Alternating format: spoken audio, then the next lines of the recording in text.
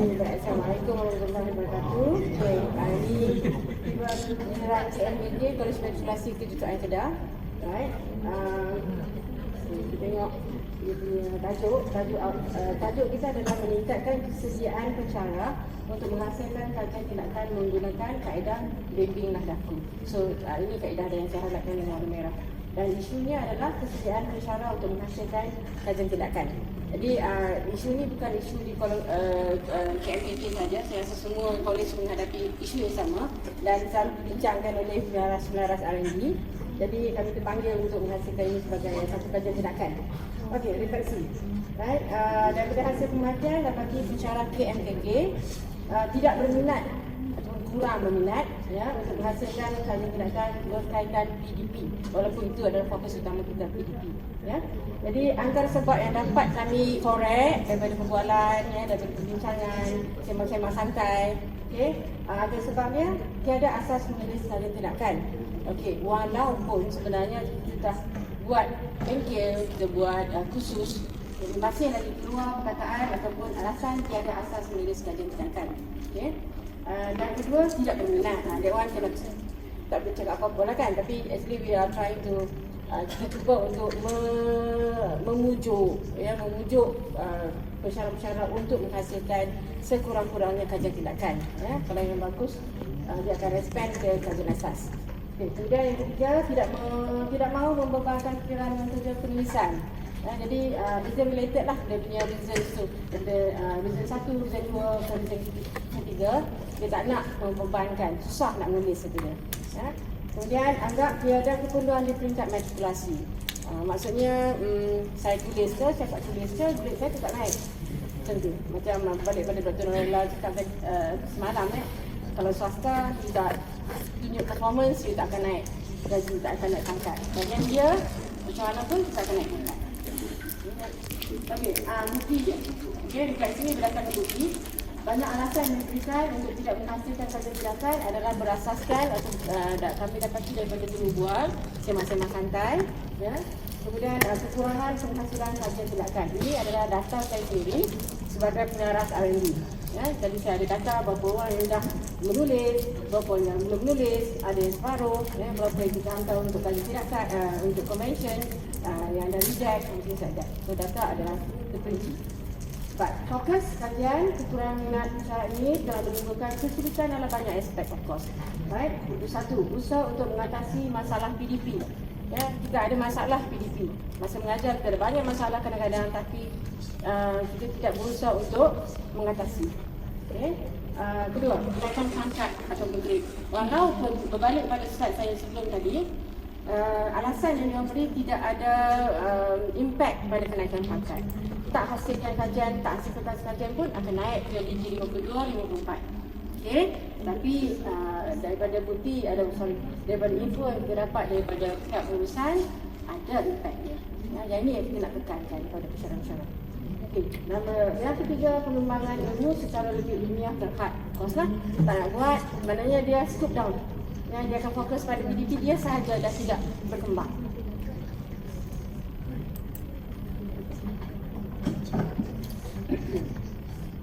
Kita terus pada matlamat.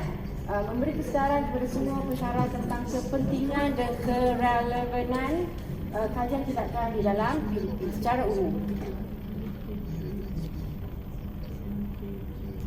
Objektif kajian nombor 1, meningkatkan kompetensi pensyarah dalam menghadapi cabaran pendidikan semasa melalui kajian tindakan. Of course, bila dia buat kajian tindakan, dia akan lebih open, dia akan buat kajian-kajian seterusnya untuk mendapat cara yang lebih baik untuk mengatasi masalah di dalam kelas masing-masing, ataupun tutorial masing-masing. Kedua, meningkatkan keupayaan pensyarah menyelesaikan isu-isu yang dihadapi semasa PDP melalui kajian tindakan. Dan yang ketiga, meningkatkan keupayaan pensyarah dalam membuat penambahbaikan dalam PDP menerusi kajian tindakan. Jadi fokus kita pada pensyarah dan PDP. Kita boleh tengok soalan kajian. Jadi soalan kajian saya ni adalah directly saya ambil terus daripada RO. Ya, research objektif. Okey. Jadi bagaimanakah kaedah bimbing daku dapat meningkatkan kompetensi pensyarah dalam menghadapi cabaran pendidikan semasa. Okey, yang kedua, bagaimanakah keupayaan pensyarah menyelesaikan isu-isu yang dihadapi semasa PDP dapat ditingkatkan dengan menggunakan kaedah bimbinglah. Dan yang ketiga, apakah cara kaedah bimbing daku dapat membantu pensyarah dalam membuat penambahbaikan PDP menerusi kajian pendidikan. Baik. Jadi, baca juga kumpulan sasaran di KMKP kita ada lebih kurang 70 orang termasuk lulusan. Dan intervensi yang kita jalankan adalah kaedah bimbing daku. Okey. Ya, saya elaboratkan sedikit tentang intervensi yang saya dan kita jawatan plan to have. Okey. Jadi bimbing daku ni adalah lebih kurang seperti kita kata mentor dan mentee. Okey, coaching pada sistem. Ya. Jadi kami akan fokus dan kami akan pilihkan lebih kurang 10 orang pensyarah yang mahir ataupun yang biasa dan yang berpengalaman dalam penulisan ilmiah. Ya, dalam penulisan kajian tindakan, dalam penulisan kajian asas, dalam PSC. Ya, jadi maknanya orang-orang ini ada biasa menulis. Jadi kita akan list down. Ya, kemudian selepas kita list down, kita akan buat short briefing kepada mentor. Ya, kepada mentor sini 10 orang, the do's and the don'ts. Apa yang perlu dia buat dan apa yang tidak boleh dia buat dengan mentee mereka. Okey, dengan mentee. Dan kalau kita ikut dia punya pembahagian 10 orang kita akan dapat dalam 7 orang. Lebih kurang 7 orang tapi tak fix. Ya, tak fix. Jadi kami akan bahagikan mentee kepada mentor mengikut kepakaran dan pengalaman. Jadi ada mentor yang dia punya pengalaman kurang sikit. Okey. Ada yang lebih. Jadi yang lebih itu kita akan bagi lebih mentee. Okey, dan kita akan hadkan. Dan pemilihan also bukan daripada kami, bukan daripada saya dan Tuan Najib, tetapi kita akan berikan ke yang boleh pilih. Mentee boleh pilih mentor masing-masing. Ya, so first come first serve. Macam tu. Okey, mentee boleh pilih mentor masing-masing berdasarkan keselesaan. Sebab kadang-kadang kalau kita tetapkan, misalnya saya dengan Dr. Jan, saya tak selesa dengan Dr. Jan. Dr. Jan garang sebenarnya kan. So saya tak nak cakap dengan Dr. Jan. So it's not dia tak akan berjalan dengan lancar lah the proses mentor dan mentee itu. Jadi kita beri peluang kepada mentee untuk memilih mentor masing-masing. Jadi kalau kita katakan satu mentor akan mendapat 7 mentee, the first 7 will get. Maknanya orang yang lambat dicup. Kalau dia dah cakap cup lah kan. Kalau dia lambat dicup mentor dia tu, dia terpaksa lah berlapang dada lah dengan mentor yang lain. Tempah. Okay. Jadi bila mentor dan mentee sudah ditetapkan, kita akan another briefing. Ya. Another briefing bersama mentor dan mentee bagaimana kaedah ini akan dijalankan. Ya. Jadi saya nak ceritakan kaedah. Tak perlu Okay. Right. Kemudian itulah dia punya the process of bimbing daku. Okay. Jadi 8 poin kita, kaedah pengumpulan data, kita ada temubual, kemudian analisis dokumen, temubual bersama-sama dengan pensyarah-pensyarah, kemudian analisis dokumen berdasarkan filing yang data yang saya kumpul selama ni. Okay. Kemudian pemerhatian kita fokus kepada bagaimana sikap pensyarah, ya, bila kita cakap okay, you have come up with a kajian tindakan, so macam mana respon dia, suka ke tak suka ke, mengeluh ke, ya, so those are the things yang kita masuk dalam pemerhatian. Okay, instrumen pengumpulan data, kita ada soalan-soalan pengumpulan yang akan kita terapkan. Kemudian data daripada unit R&D sendiri, dan kaedah analisis data adalah pengumpulan data bertema. Jadi bila kita dapat kita buat pengumpulan, kita akan grupkan, kita akan temakan, okey, kenapa dia orang tak suka nak buat, what are the reasons why dia tak suka nak buat kajian tindakan. kita akan keluarkan untuk lebih fokus dan kita akan salurkan kepada mentor untuk macam mana dia nak atasi, macam mana dia nak groom mentor dia. Okey, jaga pelaksanaan tapi ada okey, setakat ni kita kata tiada kelas sebab cuma mentor dan mentee je kan. Ada. Siapa tu tak nampak?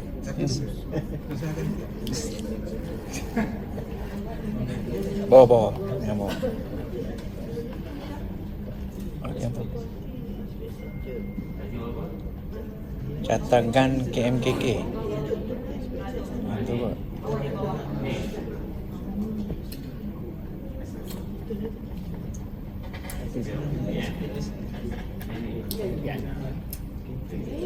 Ini adalah catatan kita dan yang merah adalah pelaksanaan, plan pelaksanaan dan yang biru adalah yang telah dilaksanakan. Dan sepatutnya tak ada biru lagi lah kan. Jadi saya cuma letakkan biru sebagai macam okay, this is what we expected to get. Bila kita nak expect buat. Right? Jadi yang merah tu sampai bulan November. Kita dalam bulan lah. Bermakna okey, you estimate 4 bulan tetapi 3 bulan tu dah siap. Sebab maknanya saya dapat pelaksanaan lain ni choose decidekan the mentors and the mentees untuk jalan. Okey, ada maklum balas daripada rakan-rakan. Tajuk saya bin mengajarku.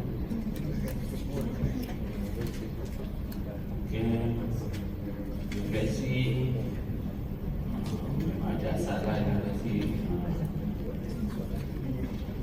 Mas, boleh kami ada input untuk di Kuala Selangor? Sure, boleh, no problem. Boleh share Boleh. Buat saya pun. Enggak ada kemasaan sama. Kemudian mungkin kajian ni dari segi pemeriksaan pengisian yang dia macam apa ni dia pada deteksi mana fokusnya dah bukanlah tentang untuk menambahkan atau menaikkan meningkatkan minat bicara. Kalau boleh kita gunakan ayat yang positif tidak. Kekurangan minat ni maknanya untuk meningkatkan minat bicara.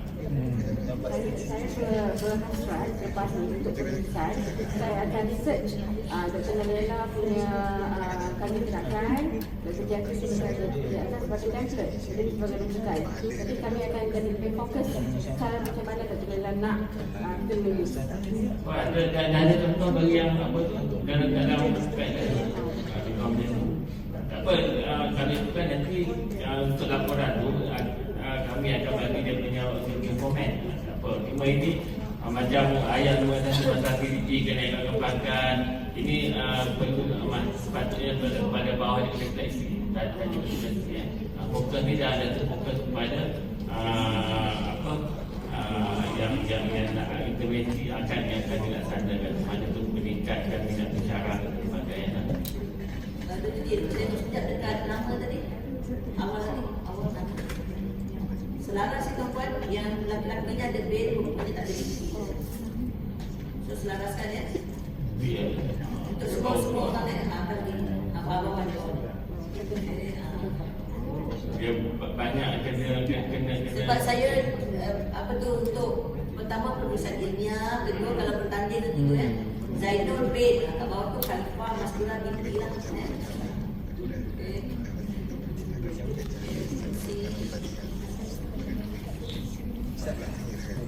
Okey, kita dekat refleksi.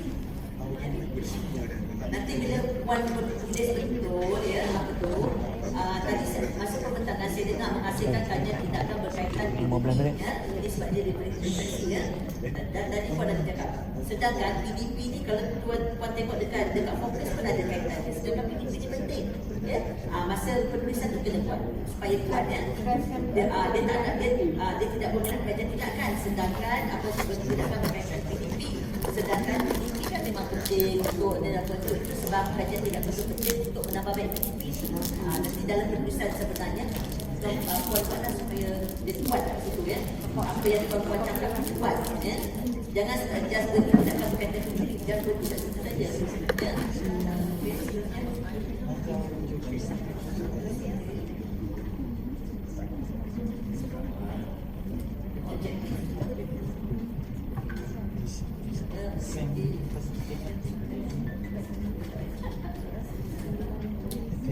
Okey, nombor 1 tu kerja. Objektif dah kena tepat, kena jelas ya. Kalau nombor 1 tu apa masalah dia? Terlalu besar kan? Nombor 2 okey, meningkatkan upayaan. Kata nak meningkatkan. Bila you nak meningkat, make sure you dapat ukur, you tengok memang ada peningkatan ya. Kalau dulu 2, sekarang 5 dah faham. Kalau yang tadi rakan dari Kedah pula ya, kalau dulu ya 15 orang tu tegar dengan adanya budget system, at the end of budget system tu tinggal 2 orang je yang memang tegar ya. 13 lagi dapat dipulihkan. So kalau meningkatkan memang kita dapat nombor 1 tu meningkatkan kompetensi pensyarah dalam menghadapi cabaran peningkatan masuk umum ya. Sila objektif dia kena ya, kena tepat lagi ya. Kita kalau saya tanya apa actually macam mana saya nak tengok pensyarah tu sekarang dia boleh buat cabaran apa reason tu kan. So seperti nasihat itu nombor 1. Satu macam umum payah nak ukur. Gaya jadi very umum yang dia dah sangat besar. Kalau spesifik Amerika kompetensi pensyarah dalam melaksanakan kajian kompetensi pensyarah membuat penyelidikan dalam menghadapi cabaran pengawalan membuat penyelidikan yang betul-betul apa sih nak cakap dalam sini. Yang nombor 2 tu kita saya what I have in mind ni supaya secara menyelesaikan isu yang dihadapi semasa PDP itu, maksudnya dia orang akan berjaya memastikan kebijakan di secara pemerintah. Cuma yang nombor 1 dia macam tadi. Menghadapi cabaran ini semasa itu besar. Sebab bila masukkan cabaran pendidikan semasa nak kena cari pula apa nak kaitkan apa cabaran pendidikan semasa ini. Contoh cabaran pendidikan semasa apa antaranya? Dalam talian. Yang berkaitan dia berkaitan dengan kaji tau. Bukan yang luas saja. Okey, saya terima cabaran pendidikan semasa tetapi luas. Apa maksudnya cabaran apa? Kalau orang tanya cabaran apa yang ada?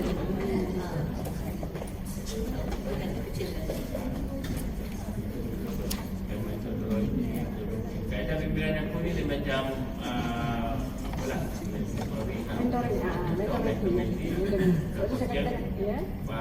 bukan coaching lah. Seorang boleh coaching. Sebab ada 10 orang mentor, kemudian kita ada 7 orang mentor. Sebab ada beza coaching dan mentoring tu dia jadi coach dengan mentor tu dia tak sama. Siapa boleh jadi coach, siapa boleh jadi mentor. Contohnya kalau yang akan jadi mentor ni jadi kena pasti semuanya ada pengalaman dan ada kelayakan PhD lah. Tak semestinya. Saya kira letakkan 3 kriteria. Satu berpengalaman menulis, satu lagi personality dan satu lagi saya ingat skor. Ada 3. Ada dalam refleksi yang saya Kesediaan. Tiga kriteria pemilihan mentor. Untuk menjadikan mentor tu seperti satu pelajaran Dalam ni pun kata mentor ya. Tuan-tuan, peserta-peserta khusus ya, baik-baik dalam istilah mentor dengan coach ya, ada perbezaan dia ya. So kalau dalam aspek ni semua lebih kepada mentor bukan coach ya. Contohnya lah kalau seorang tu dia pelajar PhD, dia sedang mengikuti PhD. Boleh tak seorang yang tak ada kelayakan PhD lagi dia menjadi mentor? Tak boleh. Boleh tak? Dia pelajar PhD tapi dia menjadi mentor kepada pelajar PhD. Tak boleh. Boleh ke tak boleh? Okay, boleh tak dia menjadi coach kepada pelajar PhD tu? Boleh. Ha? Jadi coach? Coach boleh. Boleh ke tak boleh? Ha? Dia jadi coach, dia coach pelajar PhD ni. Dia sedang mengikuti PhD dan seorang ni dia tak ada PhD tapi dia jadi coach kepada pelajar PhD. Boleh ke tak boleh? Tak boleh juga. Kenapa? Dia tak ada syarakat. Tak ada kaitan. Tak ada kaitan. Pengalaman, kaitan. Tak ada pengalaman. Tapi kalau dia ada pengetahuan, itu beza coach dengan mentor. Kalau dia coach pelajar PhD, sedangkan dia tak ada coach, tak ada masalah. Tapi dia tak boleh jadi mentor. Sebab mentor ni mesti dia kelihatan sama. Satu lagi contoh. Kalau coach ni sebenarnya dia boleh coach siapa-siapa saja. Walaupun dia bukan dia bukan saraf dan dengan apa tu. Kalau macam di sekolah biasanya kalau kami pergi ke sekolah, kami pergi itu dan guru besar kan. Walaupun kebanyakan pencara IELTS sebenarnya tak pernah pun jadi guru dan guru besar. Tapi dia punya bidang tugasnya dia mesti membimbing guru besar tu. Jadi bimbingan kalau dia tak pernah jadi guru dan besar, dia tak boleh jadi mentor. Tapi dia layak sebagai coach sebab coach tu dia ada kelayakan tertentu. Dia terutama kadang dia ada sijil. Terutama bila ada sijil sifat coach tu dia boleh jadi coach kepada siapa-siapa. Dia sebab coaching ni ada satu kemahiran. Jadi dia boleh coach. Tapi dia tak boleh jadi mentor. Tapi kalau dia pernah jadi pengukur dan guru besar, dia boleh jadi mentor dan sebenarnya dia boleh jadi coach. Okay, itu beza. Itu pulang lah. Maknanya kalau terutama kalau dia ada kemahiran coaching, dia boleh coach lah. Sebab tu kata kalau dia ada kelayakan coach tu, kalau apa, walaupun dia tu seorang Perdana Menteri pun, saya boleh coach Perdana Menteri sebab saya ada kelayakan, ada sijil coaching, tapi saya tak boleh jadi mentor. Faham? Itu beza coaching dengan mentoring. Jangan kita nak coaching, kita coach kalau gitu. Tapi kita nak jadi mentor. Okey, ada lagi? Analisis data, analisis data tadi. Kaedah analisis data, kumpulan data. Takut kalau orang tentu kumpulan ada dua, satu you nak kumpul, satu you nak pengelompokan. Ya, pengelompokan data. Kumpul data kan. You kelompokkan dia ikut tema. Kaedah analisis pengelompokan data. Sebab nanti orang akan boleh buka tetapi sebab ada satu tu dia kumpul data, collect data kan. Jadi method pengelompokan data tema. Jadi untuk bila penulisan penuh ni uraikanlah mana soalan semua ni akan di apa jumlah akan di transkrip lah, lepas tu dia analisis ada dan kita pasti tema-tema ni. Data organization. Okay, ini cacat. Terima kasih kepada